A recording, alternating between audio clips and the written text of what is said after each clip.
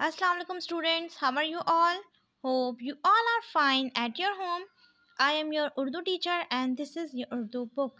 Okay, now come to the page number 133. This is your page number 133. आपके पास क्या है इस पर? इसमें नकरा और इसकी इकसाम. आज हम पढ़ेंगे इसमें नकरा और इसकी इकसाम के बारे में. ठीक है, जैसा कि मैंने आपको पहले भी पढ़ाया था, आज हम फिर पढ़ते हैं. इसमें नकरा किसी शख्स, जगह या चीज़ के नाम, आम नाम को जाहिर करता है. इसमें नकरा क्या होता है स्टूडेंट्स? इसमें नकरा किसी भी शख्स, चीज़ या जगह के नाम के आम नाम को, किस नाम को? आम नाम को जाहिर करता है. मसलन आदमी, शहर, कुर्सी. ठीक है, ये आम नाम है. ठीक है, इसकी इकसाम है हमारे पास. इसमें नकरा के इकसाम: इसमें ज़र्फ़, इसमें आला, इसमें सूद, इसमें तस्गीर, इसमें मुकब्बर. ओके, पहला है हमारे पास इसमें ज़र्फ़. इसमें ज़र्फ़ की भी हमारे पास दो इकसामें होती हैं. पहली है हमारे पास इसमें ज़र्फ़ ज़मा और दूसरी है हमारे पास इसमें ज़र्फ़ मकान. ठीक है, इसमें ज़र्फ़ ज़मा क्या होता है? जिसमें वक्त के मायने पाए जाएं वो क्या कहलाता है? इसमें ज़र्फ़ ज़मा. मसलन सुबह, दोपहर, शाम. ओके स्टूडेंट्स, इसमें ज़र्फ़ ज़मा क्या होता है? जिसमें वक्त के मायने पाए जाएं वो क्या होता है? इसमें ज़र्फ़ ज़मा कहलाता है. ठीक है, मसलन सुबह, शाम, दोपहर या रात. ठीक है, नेक्स्ट है हमारे पास इसमें ज़र्फ़ मकान. इसमें ज़र्फ़ मकान क्या होता है? जिसमें जगह के मायने पाए जाएं वो क्या कहलाता है?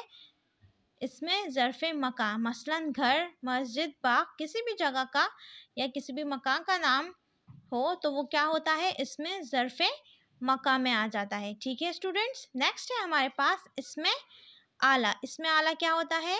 जिसमें किसी औजार या आले के मायने पाए जाएं वो क्या कहलाता है? इसमें आला. जिस भी जुमले में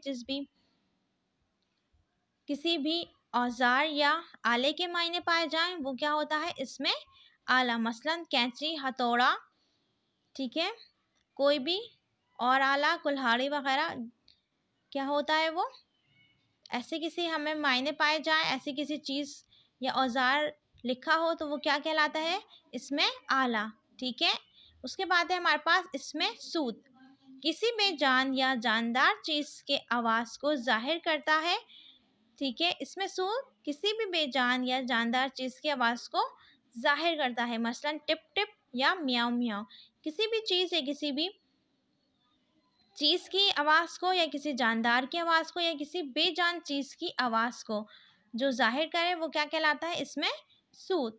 ओके, नेक्स्ट है हमारे पास इसमें तस्गीर. इसमें तस्गीर क्या होता है?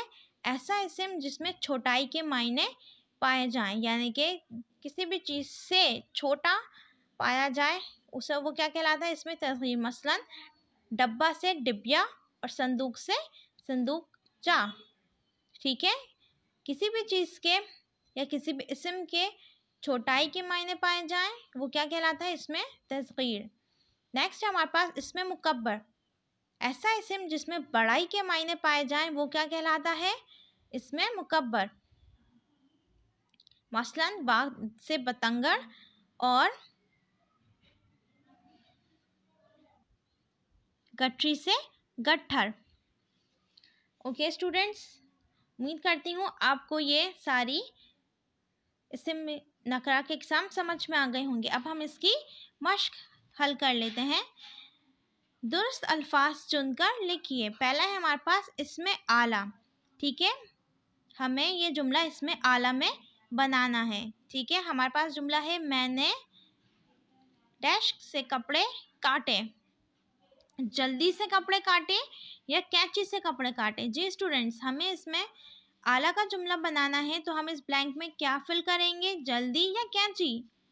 कैंची. ठीक है, क्योंकि ये इसमें हमें आला का जुमला बनाना है और इसमें आला की पहचान क्या है कि किसी भी औजार की बात की जाए तो वो इसमें आला बन जाता है. तो हम इस जुमले में कैंची फिल करेंगे. ठीक है, कैंची इस्तेमाल करेंगे. इस ब्लैंक में हम कैंची लिखेंगे तो ये इसमें आला बन जाएगा. मैंने कैंची से कपड़े काटे. इसी तरीके से हमारे पास नेक्स्ट है इसमें सूद. बाहर से गाड़ी की क्या सुनाई देती है, पॉपो या आवाज़? जी स्टूडेंट्स, क्या आएगा इसमें? पॉपो। ठीक है, क्योंकि किसी हमें इसमें आलम सॉरी इसमें सूद बनाने के लिए हमें इसकी आवाज़ की ज़रूरत पड़ेगी, जो कि हमारे पास पॉपो। सही है, तो हम इस ब्लैंक में पॉपो फिल करेंगे। ओके, नेक्स्ट है हमारे पास इसमें ज़र्फ़ मका। इसमें ज़र्फ़ मका में क्या होता है स्टूडेंट्स? किसी भी जगह के मायने पाए जाते हैं। तो हमारे पास क्या है, मैं इस्लामाबाद में रात में ठहरूंगा या होटल में ठहरूंगा? जी स्टूडेंट्स, क्या आएगा इसमें, रात में या होटल में? होटल में, क्योंकि इसमें ज़र्फ़ मकाम में किसी भी जगह के मायने पाए जाते हैं, तो हम यहाँ फिल क्या करेंगे, होटल। इसी तरीके से हमारे पास इसमें ज़र्फ़ ज़मा है। ठीक है, 5 बजे या सुबह सुबह बाग में चहलकदमी का लुत्फ़ ही कुछ और होता है। जी स्टूडेंट्स, क्या आएगा इसमें, 5 बजे या सुबह सुबह? ध्यान ये रखना है हमें कि हम जुमला किसका बना रहे हैं, इसमें ज़र्फ़ ज़मा का। तो हमारे पास हम इस ब्लैंक में क्या लिखेंगे,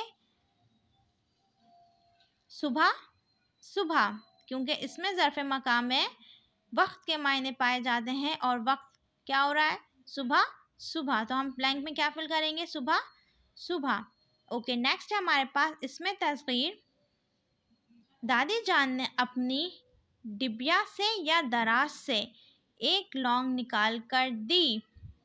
जी स्टूडेंट्स, अब इसमें क्या आएगा, इसमें तस्वीर में क्या क्या होता है इसमें तस्वीर में, किसी भी चीज़ के, किसी भी इस्म के छोटाई के मायने पाए जाते हैं। ठीक है, तो डिबिया छोटा है या दराज छोटा है? डिबिया छोटा है, तो हम अपने ब्लैंक में क्या फिल करेंगे, डिबिया। ओके स्टूडेंट्स, आपने ये सारी डेफिनेशंस, ये सारी तारीफ़ें याद करनी है और इन ब्लैंक्स को भी फिल करना है। I hope you all are understands my today's lesson. I will come back with another lesson tomorrow. Till then, Allah Hafiz.